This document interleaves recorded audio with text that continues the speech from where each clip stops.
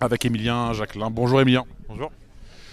On allait dire que vous êtes un des hommes des mondiaux. C'est vrai, de par votre palmarès, quand on parle des championnats du monde, on peut très souvent penser à vous.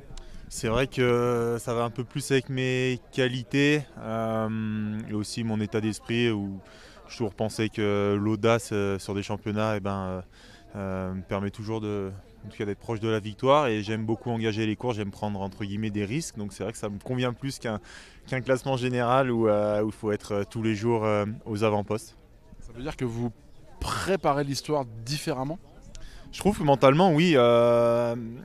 Le souci vraiment sur une saison de Coupe du Monde, on enchaîne énormément de courses et à un moment donné, je sens que mentalement, j'ai du mal à garder de la fraîcheur mentale, à être aussi, je ne vais pas dire volontaire, mais aussi déterminé et avoir la même rigueur sur chaque course, sur chaque entraînement. Alors que oui, lorsque je prépare un championnat, j'arrive à faire en sorte que chaque journée en fait a son importance et je vais chercher quelque chose chaque jour. Je fais encore plus gaffe à la récupération, à l'alimentation et du coup, il y a un état d'esprit qui va avec, je trouve. On se dit que c'est de mieux en mieux pour l'équipe de France. On se dit aussi qu'il fallait peut-être le temps pour vous apprivoiser tous au sein de cette équipe de France, avec le staff aussi. Il y a une belle réponse après l'hiver dernier. C'est possible, oui, il y a une belle réponse par rapport à l'hiver dernier. L'an dernier, ici sur Lenzo Ride, c'était très compliqué pour nous, l'équipe masculine, donc on espère qu'on fera bien sûr mieux que l'an passé.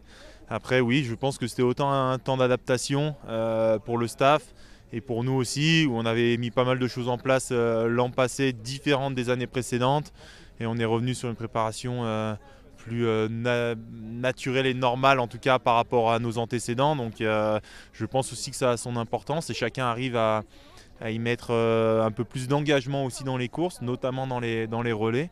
Et je pense qu'on peut être performant sur les courses individuelles si on arrive à avoir le même état d'esprit que ce que l'on fait sur les relais.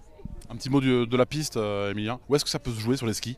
Parlez-nous de la difficulté, parce que c'est une piste qui est difficile. C'est une piste exigeante et la difficulté, c'est dès la sortie de pas de tir, on est vraiment en prise pendant plus de 2 minutes 30, 3 minutes d'effort avec des longs faux plats montants et aucun moment de répit. Derrière, on a une descente qui nous permet quand même de bien récupérer.